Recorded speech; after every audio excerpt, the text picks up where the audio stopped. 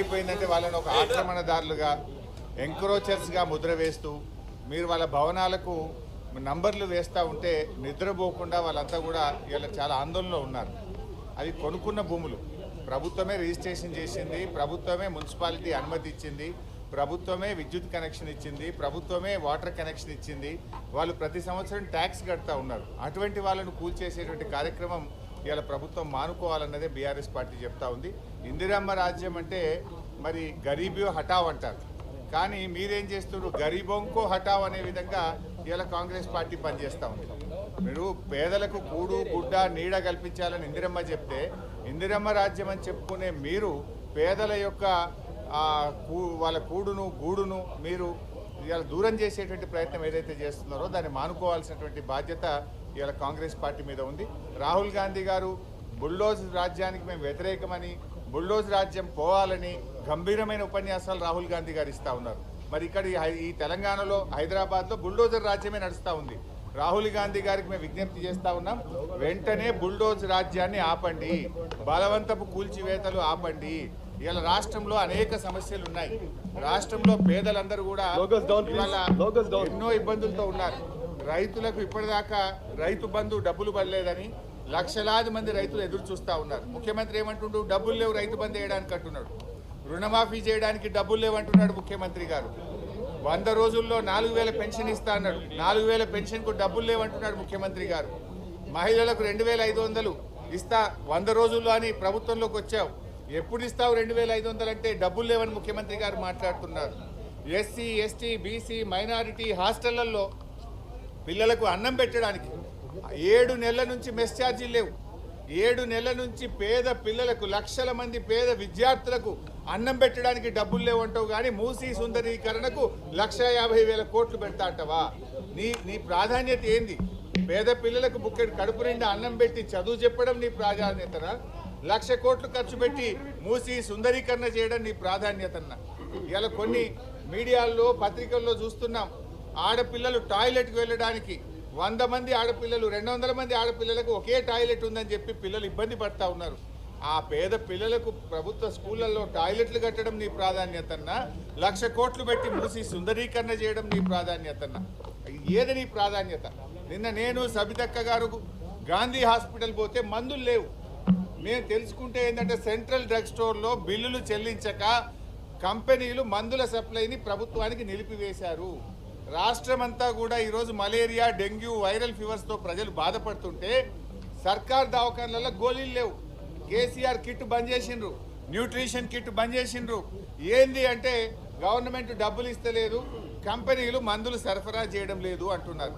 పేద ప్రజలకు మందులకు గోళీలు లేవని చెప్తావు, కానీ 1,00,000 కోట్లు పెట్టి మూసి సుందరీకరణ చేస్తా అంటావు. అసలు నీ ప్రభుత్వం ఏం నడుపుతున్నావు? ఓ తుగ్లక్ ప్రభుత్వం లాగా అయిపోయింది, పిచ్చేవుడి చేతిలో రాయిలాగా అయిపోయింది. నీ ప్రాధాన్యత ఏంది? పేద ప్రజలకు మందులు ఇవ్వడం నీ ప్రాధాన్యతన్నా? పేద పిల్లలకు కడుపు నిండా అన్నం పెట్టడం నీ ప్రాధాన్యతన్నా?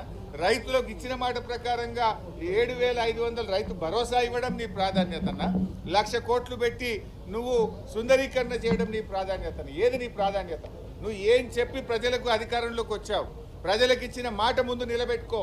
సోనియా గాంధీ గారు తానే స్వయంగా హైదరాబాద్కి వచ్చి ప్రజలకు నేను మీ తల్లిగా హామీ ఇస్తున్నాను ఇదే తుక్కుగూడలో మరి హామీ ఇచ్చారు.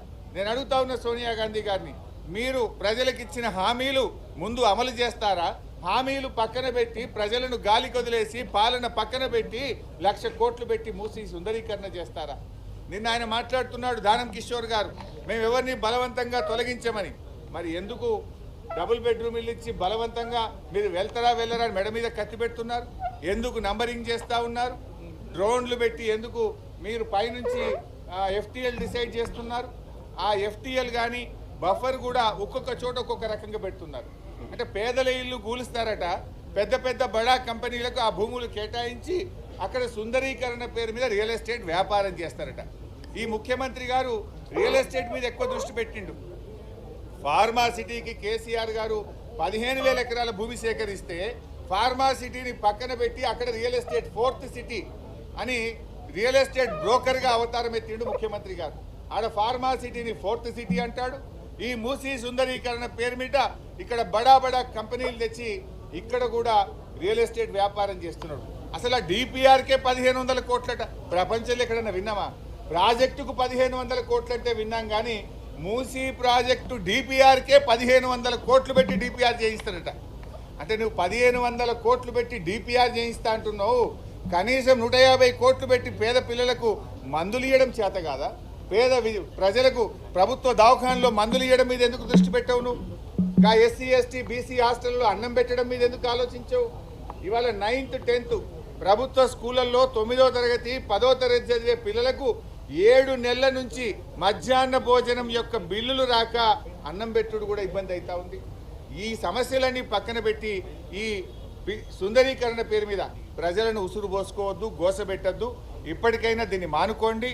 ప్రజలు స్వచ్ఛందంగా ఎవరైనా ముందుకొస్తే తీసుకోవాలి తప్ప బలవంతంగా పోయి మార్కింగులు చేసుడు, ప్రజల్ని ఇబ్బంది పెట్టే కార్యక్రమం చేయకండి. ఒకవేళ నువ్వు మూసీ సుందరీకరణ చేయాలనుకుంటే ఉన్న దాంట్లో చేయి. మా ప్రభుత్వం ఉండగా 32 ఎస్టీపీలు, ఆనాడు కేటీఆర్ గారు మున్సిపల్ మినిస్టర్గా 32 ఎస్టీపీలు కట్టి మూసీలోకి మురికి నీరు రాకుండా మేము ప్రారంభించాం కదా. అవి దాదాపు పూర్తవుతా ఉన్నాయి. ఇంకా కొంచెం బ్యాలెన్స్ వర్క్ ఉంది, దాన్ని పూర్తి చేయి. మూసీలో మురికి నీరు రాకుండా చేయి. మూసీలోకి ఇవాళ ఎక్కడి నుంచి గోదావరి నీరు తెస్తావు నువ్వు? కేసీఆర్ కట్టించిన కాళేశ్వరం ప్రాజెక్టు నుంచి మూసీకి నువ్వు మంచినీళ్ళు తెస్తా, గోదావరి నీళ్ళు తెస్తా అంటున్నావు. కాళేశ్వరం దండగంటావు, కాళేశ్వరం కూలిపోయిందంటావు. నిన్నేమంటాడు దానం కిషోర్? వారం రోజుల్లో టెండర్ పిలుస్తున్నాం, 5000 కోట్లు శాంక్షన్ చేసినాం, మేము ఆ మూసీలోకి గోదావరి నీళ్లు తెస్తా అంటున్నాం. ఎక్కడికి వస్తాయి గోదావరి నీళ్ళు? కేసీఆర్ కట్టించిన కాళేశ్వరం ప్రాజెక్టుకి వెళ్ళి గోదావరి నీళ్ళు తెస్తా అంటున్నావు నువ్వు.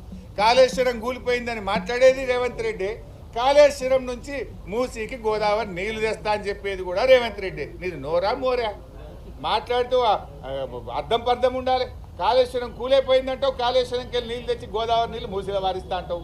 కమిషనర్ రంగనాథ్ మాట్లాడుతూ దీని ఒక భూతత్వంలో దయ్యంలో చూపెడుతున్నారు. హైడ్రా ఒక ఉద్దేశాన్ని తప్పుదారి పట్టిస్తున్నారు. ఎవరు తప్పుదారి పట్టిస్తున్నారు?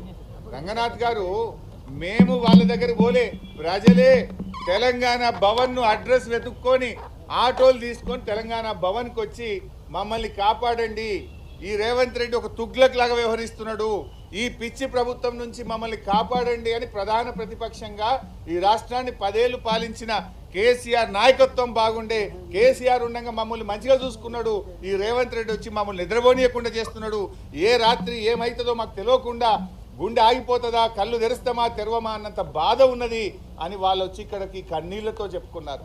మమ్మల్ని కాపాడండి అని చెప్పారు. వాళ్ళకు భరోసా ఇవ్వడానికి, వాళ్ళకి ధైర్యం ఇవ్వడానికి, వాళ్ళలో ఆత్మవిశ్వాసం పెంచడానికే కేసీఆర్ గారి ఆదేశం మేరకు బీఆర్ఎస్ పార్టీ ఎమ్మెల్యేలం ఎమ్మెల్సీలం వారి దగ్గరికి వెళ్తున్నాం.